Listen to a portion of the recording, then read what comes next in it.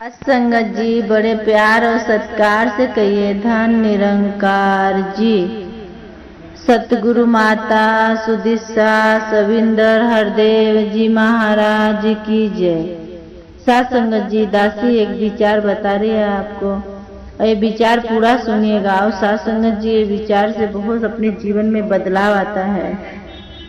किस सेवा और सत्संग सिमरन कैसे करते हैं। सात संगत जी, हर दिन प्रतिदिन नियम से आप सत्संग जाते हो तो सत्संग जाने से ऐसा कुछ नहीं होता कि हम जा रहे हैं सत्संग, हम सेवा कर रहे हैं। वो भाव नहीं होना चाहिए सत्संग जी। वो अपने बहुत बदलाव मतलब मन में अहंकार नहीं लाना है। एकदम शीतलता नर्मता से सेवा सत्संग सिमरन करना है। सिमरन तो वो दवा है कि आपको भारी से भारी भी दुख आए तो तकलीफ से वो आप अच्छे हो जाएंगे। सिमरन करेंगे तो आपको दवा और दुआ की जरूरत नहीं है। साथ संगत जी, साथ संगत जी, साथ संगत जी, आपको टाइम नहीं मिलता है 2 घंटा आप मत बैठिए। जितना टाइम मिलता है उतना ही टाइम अपने सत्संग में दो। आधी घड़ी भी मिलती है तो आपको बहुत बदलाव आ जाएगा जीवन में। साथ संगत जी, संगत जी, गुरु के वचनों को आप समझो। गुरु के वचन पे ही चलना है। साथ संगत जी, आप गुरु के वचन जब सुनेंगे तो आपका जीवन बदल जाता है। और साथ संगत जी, एक राजा था ऐसा, वो बहुत मतलब ऐसा काम अच्छा करता नहीं था। उसका बहुत अलग अलग तरीके से जिसका जो फैसला लेना रहता था सब बोलते चलो राजा के पास, राजा हमारा फैसला अच्छा लेगा। पर राजा ऐसा था, वो पैसा लेने के बाद बदल जाता था। जिसका गलत फैसला रहता था उसको सही बोल देता था। साथ संगत जी, प्रजा को खुश नहीं रखा। वो हमेशा प्रजा को जो गलत रहता था उसका सही में निर्णय दे देता था और वो पलटी खा जाता था। अब वो राजा जाते जाते जंगल पड़ा। वो जंगल में वो भटक गया था रास्ता। वो जंगल में एक संत महात्मा थे, साधु की कुटिया पड़ी। तो साधु की कुटिया में साथ संगत जी, उसको साधु की कुटिया में रुकना पड़ा। जाते जाते फिर वो बोलने लगा कि हमें रात ज्यादा हो गया है और थोड़ा समय के लिए रात बितानी है, तो आपके कुटिया में साधु जी हमें समय दे दीजिए थोड़ा। साधु महात्मा जी ने सुबह उठे तो 1 घंटा का सत्संग अपना सुनाए उसको। वो राजा जो था वो भी बहुत ध्यान से बैठ के साधु महात्मा जी का जो सत्संग था वो भी सुना। फिर वो राजा बोला साधु महात्मा जी से कि अब तो मैं जा रहा हूँ, चल रहा हूँ। तो साधु महात्मा जी बोले आप चल तो रहे हो, जा रहे हो, पर एक बात जरूर ध्यान में रखना। साधु ने बोला महात्मा जी से, आप राजा जी आप जा तो रहे हो, लेकिन एक बात जरूर ध्यान में रखना कि ये आपका परमानेंट घर नहीं है। क्योंकि ये जो जीवन है इसको जैसे आप ढालेंगे वैसा ये ढल जाता है। आप तो बस अहंकार नहीं दिखाना है। और आप जो 1 घंटा का सत्संग सुने हैं, ये सत्संग आपके जो परमानेंट घर में जाएंगे वो वही, ये तो भाड़े का मकान है, ये परमानेंट नहीं है ये घर। आपको जब वहाँ पे आपकी मृत्यु होगी तो वहाँ पे यमराज जी लेके जाएंगे तो आपसे 2 सवाल करेंगे कि आपको स्वर्ग में जाना है कि नरक में जाना है। तो आप जो 1 घंटे का जो सत्संग सुने हो आप, तो आपको वो पूछेंगे कि या तो आप नरक में जाएंगे या तो 1 घंटे की जो सत्संग है आप उसमें जाएंगे। राजा ने अपने घर की ओर चले गया और राजा एक दिन अपने दरबार में बैठा था। सत्संग जी, उसने सोच में पड़ा कि अभी वो तो बात को ध्यान ही नहीं दे रहा था और फिर अपने मन मानी करने लगा। जो करता था वैसे ही गलत किसी का फैसला होता था तो पैसा लेके उसने सही सुनाने लगता था और उसका कोई फैसला अच्छा नहीं रहता था। तो सत्संग जी, उसने जब एक दिन उसकी मृत्यु हो गई तो उसके मन में जब उसका मृत्यु हो गया तो यमराज लेने को जब ही आए तो वही बोलने लगे कि तुम 1 घंटे का सत्संग में चलेंगे सुनने के लिए कि आप जाओगे पाप में, जो नर्क होता है, नर्क में चलना है आपको। तो आप सोच समझ के फैसला लेना, क्योंकि साधु जी ने उसको समझाए थे कि जो आप 1 घंटा सत्संग सुने हो, इससे आपके कितने पाप धुल गए हैं, कितने सारे पाप कट गए हैं। और आप इतना अत्याचारी मत करो, आप अत्याचारी सब भूल जाओ। तो उसके मन में तो अहंकार था और राजा तो सोचा रे साधु मुझे क्या बताएगा। पर साधु की जो बात थी वो, क्योंकि संत महात्मा तो होते ही हैं ब्रह्मज्ञानी, उनको सब पता रहता है, तो इसीलिए उसको जब कहा गया तो साध संगत जी उसके मन में तो राजा को अहंकार था, बहुत मन में ऐसा उसको चल रहा था, आपको नरक में ले जाके बहुत सारा टॉर्चर करते हैं, बात पूछा जाएगा, लेकिन आपने 1 घंटा का जो सत्संग सुने हो राजन, वो सत्संग बहुत विद्वान साधु का था, वो सत्संग से आपके पाप धुल जाएंगे।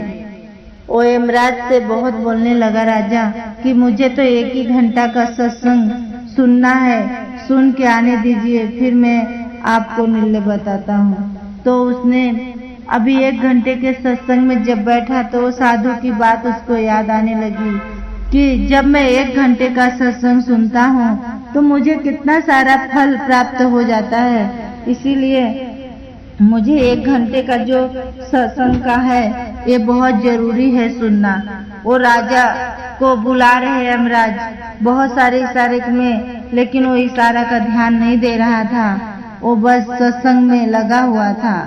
जो यमराज थे वो अपने मने मन सोच रहे हैं कि ये राजा तो बहुत सयाना निकला, बहुत होशियार है, वो जितना ही सत्संग करता है, जो सत्संग को सुन रहा है ध्यान से, उसके तो पाप सब उतने ही करते जा रहे हैं, उसे फल प्राप्त होने लगा। तो इसीलिए वो राजन वो सत्संग से उठा ही नहीं। साध संगत जी इसीलिए बोलते हैं इस सत्संग से दूर मत हो, क्योंकि ये बहुत अनमोल रतन है, इसे एकदम अच्छे से श्रवण करना है, सेवा सत्संग सिमरन में लगे रहना है। और ये जो ब्रह्म ज्ञान है ये बहुत आपको समझो एक अमृत के समान मिला हुआ है। ये ब्रह्म ज्ञानी जो होते हैं उनको सब पता रहता है कि इतना सुंदर भाव और विचार कहीं नहीं मिलता है, ये मान सम्मान अपने सिर्फ गुरु के दर पे ही मिलता है। तो साध संगत जी इस संगत से दूर मत हो, ये अपने साध संगत जो है अपने सिर का ताज है साध संगत जी, इसीलिए अपने सिर का ताज बनाए रखना। इस संतों के टोली से आप दूर भटकना मत, कभी भी माता जी से ही अरदास ही प्रार्थना करना कि सतगुरु माता जी मुझे ये संतों के टोली में बैठाए रखना और ये सेवा सत्संग हमेशा मिले। और साध संगत जी अगर निरंकार से दूर हो जाएंगे तो फिर गुरु भी अपना साथ छोड़ देगा, नहीं तो हमेशा अपने अंग संग एहसास करो कि हमारा निरंकार हमारे अंग संग है। साध संगत जी अगर जब उस सत्संग में आ रहे नित्य दिन प्रतिदिन, तो वहाँ पे जो संत महात्मा रहते हैं सबको लगता है हाँ ये महात्मा जी तो नियम से आते हैं, सेवा सत्संग भी करते हैं, जो मिलता है सेवा सब परवान कर लेते हैं। तो साध संगत जी कुछ दिन वो महात्मा जी आए नहीं सत्संग में, सब संत महात्मा को बहुत फिक्र हो रही थी, उनके जिक्र कर रहे बाबा जी भी क्यों आ नहीं रहे, वो महात्मा जी दिखाई नहीं दे रहे हैं, क्यों अपने संगत से दूर होते जा रहे हैं, क्या बात है कि संगत से दूर हो गए हैं।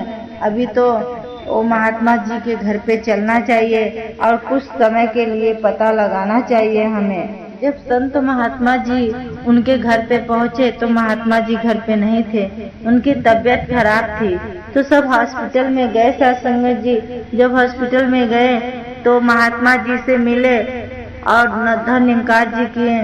फिर वो महात्मा जी बोलने लगे आपके तबीयत में कैसा क्या हुआ है, बदलाव कुछ आया है हॉस्पिटल में, तो आप एडमिट हो। बोले कि हाँ अभी ये भाड़े का जो मकान है ये डगमगा रहा है, ये अभी कच्चा हो चुका है, ये डगमगा रहा है, तो इसीलिए सोच रहा हूँ कि अभी तो परमानेंट मकान में जितने सारे संत महात्मा जी थे, उनकी बातें, उनकी वाणी सुन के ऐसा लगा कि ये तो हकीकत है कि ये भाड़े का मकान एक दिन न एक दिन छोड़ के जाना है, अपने परमानेंट मकान में, अपने खुद के मकान में जाना है। तो ऐसा अपनी सद्गुरु माता जी ने फरमाया है कि जो ब्रह्म ज्ञानी है उनको सब पता चल जाता है कि ये भाड़े का मकान में ज़्यादा दिन नहीं टिकता है। जो परमानेंट मकान है वो अपना मकान टिकाऊ रहता है, वो पक्का रहता है। साथ संगत जी, जितना गुरु का वचन आता है, हर गुरु का वचन पे श्रवण करना है, उनको आदेशों का पालन करना है, और जो जो आता है वचन, वो वचन पे ही रहना है, वो वचन पे ही चलना है। अपन तो गुरु हाथ पकड़ा है, दामन पकड़ के रखेंगे जब गुरु का, सतगुरु माता जी का, तो आपकी ये कहीं नहीं डगमगाएगी। संतों की सेवा में लगे रहेंगे। और साथ संगत जी, जो ब्रह्म ज्ञानी हैं उनको तो ज्ञान है, तो भटकते नहीं हैं। कितना भी एक एक रुकावटें आती हैं, कभी तबीयत खराब हो जाता है, किसी का धंधा में, रोजगार में कुछ रुकावटें आ जाती हैं, तो साथ संगत जी हमें तो ये गुरु का आधार लेना है, अपने अंग संग एहसास करना है कि हमारा गुरु सतगुरु माता जी ये निरंकार हमारे अंग संग है, हर पल हर क्षण ये हमारे अंग संग है। तो साथ संगत जी, यही दासी का कहने का भाव है कि जो ये विचार बोलने में कुछ गलतियां हुई रहेगी तो दासी को भी एक छोटा बच्चा समझ के बख्श लेना, और साथ संगत जी विचार पूरा सुनिएगा, और दासी को भी वही आशीर्वाद दो कि आप सब लोग के चरणों से जुड़ी रहे, सेवा सत्संग सिमरन में लगे रहे दासी भी। और साथ संगत जी बड़े प्यार और सत्कार से कहिए धन निरंकार जी।